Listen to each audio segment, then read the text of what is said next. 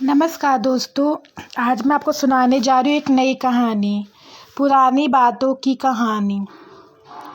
उन दोनों आदमियों के घर आमने सामने थे, लेकिन वह कभी भी एक दूसरे से बात नहीं करते थे।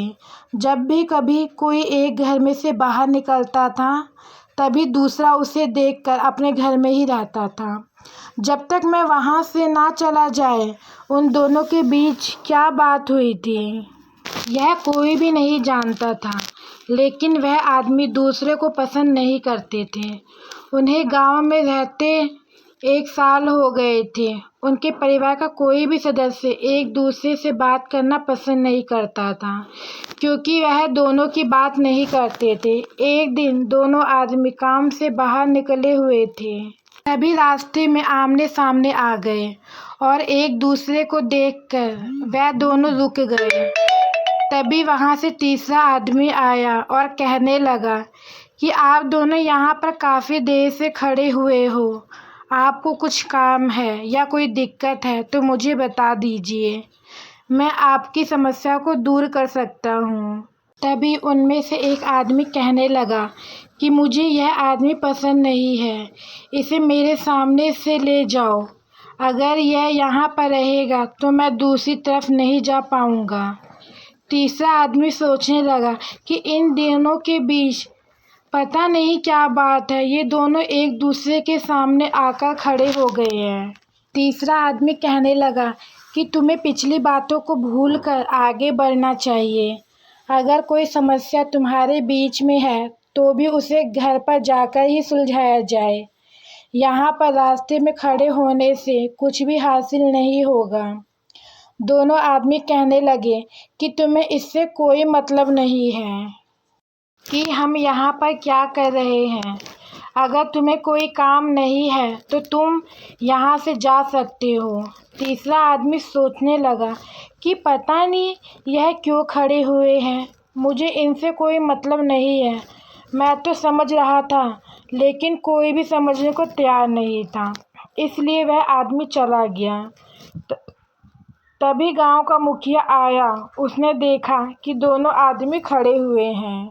मुखिया कहने लगा कि तुम ही पिछली बातों को भूलकर आगे बढ़ना चाहिए और तुम यहाँ पर खड़े हुए क्या कर रहे हो।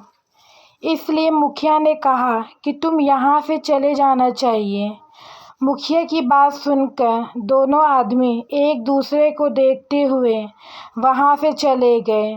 जब दोनों आदमी घर पहुँचे तो वह बहुत ही गुस्सा हो गए थे, क्योंकि आज आमने सामने एक दूसरे को देख लिया था, जिसके बाद उन्हें बहुत गुस्सा आ रहा था।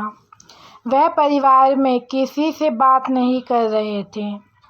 परिवार वालों ने पूछा कि तुम बहुत गुस्सा दिखाई दे रहे हो, तुम्हारे साथ ऐसा क्या हुआ है जिससे बहुत परेशानी हो गई है। दोनों ही आदमी अपनी अपनी बातें बता रहे थे और कह रहे थे कि हमें बिल्कुल भी पसंद नहीं है कि वह आदमी मुझे दिखाई दे।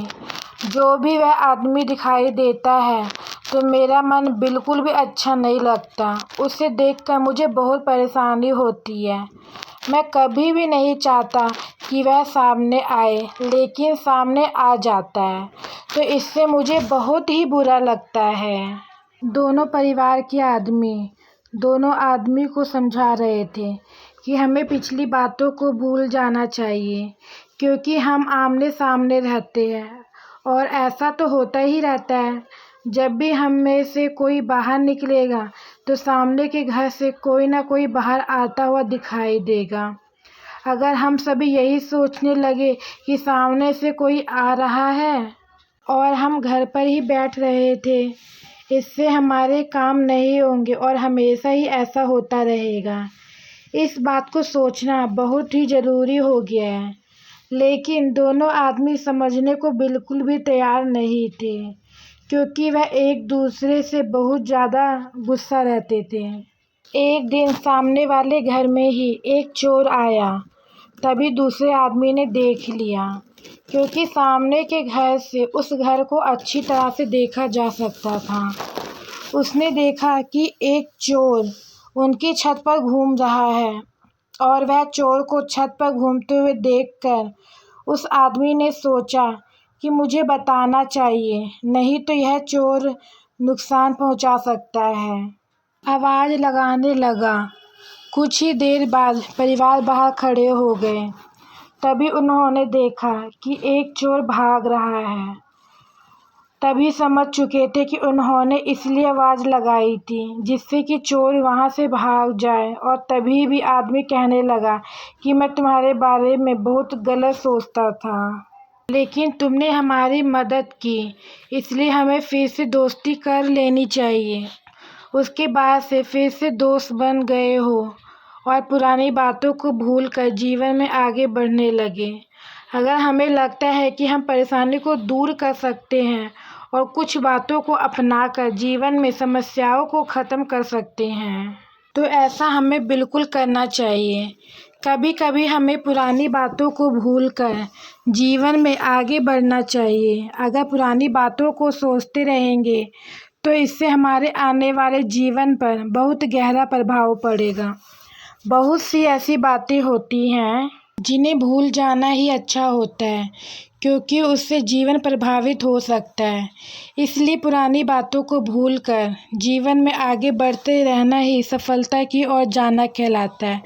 तो दोस्तों, आज की स्टोरी यहीं पे ख़त्म होती है। आपको मेरी ये स्टोरी कैसी लगी कमेंट में ज़रूर बताएं। अगर आप मेरे चैनल पे नए हैं तो मेरे चैनल को सब्सक्राइब करें, लाइक करें। आगे आपको ऐसी और स्टोरी सुनने को मिलती रहेगी। धन्यवाद।